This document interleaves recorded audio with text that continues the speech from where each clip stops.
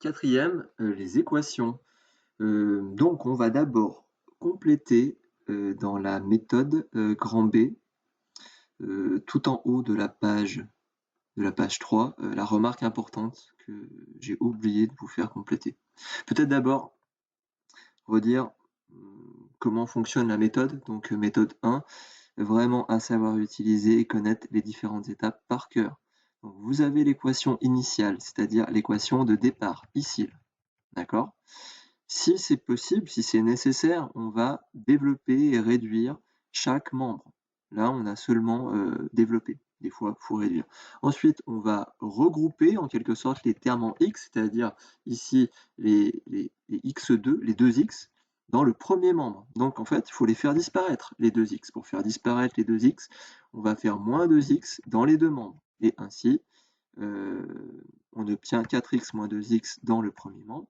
Ok, ensuite, troisième étape, regrouper les termes numériques. C'est-à-dire, donc là, les termes numériques, par exemple, là, j'ai moins 12 et 6. D'accord?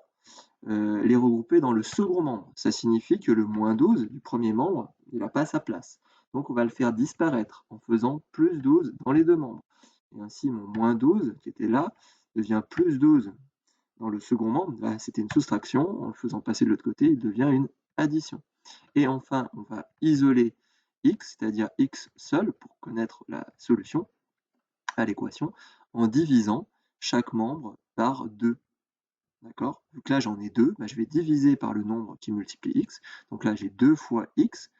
Donc je fais l'inverse de la multiplication par 2, c'est-à-dire je divise par 2 dans les deux membres et j'obtiens x égale 9. Donc ça, c'est la solution, c'est la valeur de x pour laquelle les deux membres sont censés être égaux. C'est ce qui vérifie l'égalité. Donc on va vérifier que c'est juste. Pour vérifier que c'est juste, dans chaque membre, comme on a fait dans euh, l'activité que je vous ai donnée, on vérifie pour chacun des membres. Attention, toujours deux calculs séparés, un calcul pour chaque membre. Là, j'ai deux membres avec des x, donc du x ici, du x là, donc deux calculs. On obtient le même résultat. Ok, ça veut donc dire que la solution, c'est bien 9. Toujours conclure par une phrase. Ok, la phrase, c'est la solution de l'équation est 9. Certains oublient systématiquement de le faire, je le sais. Et donc ça, on n'avait pas complété. Donc vous allez me souligner en rouge remarque importante, parce que c'est vraiment important. Hein, d'où le titre, remarque importante. Donc les solutions d'une équation sont toujours des valeurs exactes. Une valeur exacte, ça s'écrit avec un égal. D'accord? Et donc c'est soit en écriture décimale, d'accord? Donc écriture décimale, ça veut dire qui se termine.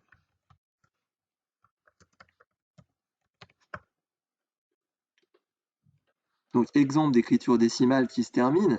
Par exemple, si j'ai, je sais pas, 14 55e. Donc je fais 14 divisé par 55. Ça se termine pas. Par contre, 14 divisé par 5, ça se termine. Ou je sais pas, 15 divisé par 8. Ok, ça se termine. J'ai le droit d'écrire 1,875. Par contre, j'ai pas le droit d'écrire, si j'ai 15 septièmes, j'ai pas le droit d'écrire 2,1428, blablabla. Non, parce que ça ne se termine pas. En fait, là, vous avez l'impression que ça s'arrête, mais en réalité, ça continue au-delà du 3. Et en réalité, ça continue à l'infini, parce que c'est la répétition de cette séquence. 14, 28, 57, 14, 28, 57, à l'infini. Donc, on n'écrit pas, on écrit quoi? On écrit 15 sur 7. D'accord? Donc, soit en valeur exacte, comme ici, 9 ou 9,2, mais surtout pas du 9,33333 à l'infini, qui nécessiterait un environ, ou sous forme d'une fraction irréductible, d'accord, qu'on ne peut pas réduire. Donc, pour ce, on utilise la calculatrice, d'accord, une fraction irréductible. Par exemple, ouais, je vais vous donner un exemple, sinon on ne va pas s'en sortir. 125 sur, je sais pas, 225. Donc par exemple, si j'ai une fraction, ok,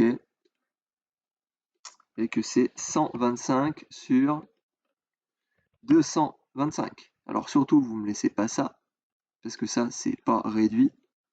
Donc vous prenez votre machine, vous tapez ça, et votre machine va faire le travail toute seule, parce qu'elle est très intelligente. En fait, pas du tout, elle fait seulement ce qu'on lui dit de faire. C'est fait. Donc moi, ma machine me donne 5 neuvièmes. Ok, c'est ça la fraction irréductible. Donc ça, oui. Mais surtout pas, surtout pas, surtout pas. Ah, c'est pas ça que je voulais prendre. Symbole.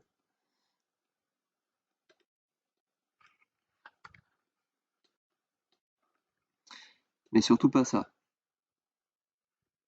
Donc il y en a qui m'écrivent, il y en a qui m'écrivent même pas le environ. Donc surtout pas du 0,5556 3 petits points. D'accord?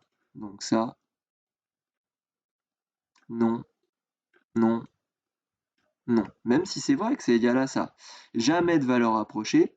Donc une valeur approchée, on est d'accord que le symbole, c'est le symbole environ. D'accord? Jamais de valeur approchée. Jamais, jamais, jamais, jamais. Mais comme tous les jamais, il y a une exception. Sauf si demandé. Évidemment. Évidemment. Si on vous demande de résoudre une équation et de donner une valeur approchée, notamment dans le cadre des problèmes, ça peut arriver qu'on ait des valeurs approchées, faut le faire. Ok? Je remonte un petit peu avant pour le résumé de la leçon, même tout au début. Donc les équations, donc vous aviez ça, on avait vu que si on ajoutait ou si on soustrayait un même nombre des deux côtés d'une égalité, on obtenait une nouvelle égalité. C'est ça dont on sert pour résoudre les équations.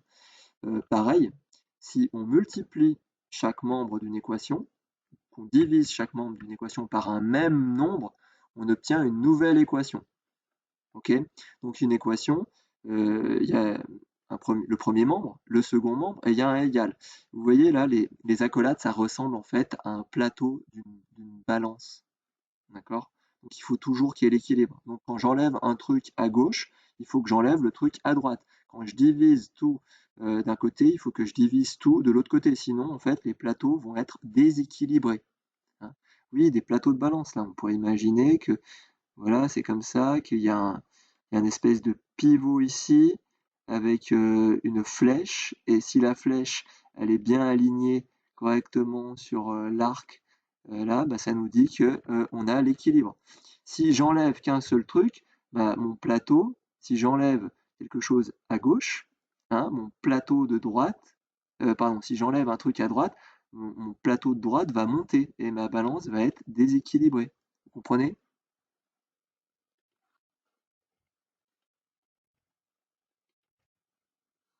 C'est moche, hein. Ok, donc on avait dit résoudre une équation, c'est déterminer, c'est trouver la valeur de l'inconnu ou les valeurs s'il y a plusieurs inconnus qui vérifient l'égalité. Ok. Donc ça, bon, on l'a déjà dit. Et on avait vu aussi d'autres exemples, notamment celui-là. Pour se débarrasser d'une division, on multiplie. Donc par exemple là, j'ai y qui est divisé par 3. Je vais faire l'opération inverse de la division par 3, c'est-à-dire multiplier par 3. Et ça, je vais bien le faire des deux côtés. Voilà pour le petit résumé et ce qu'on a complété dans la partie remarque importante. Merci.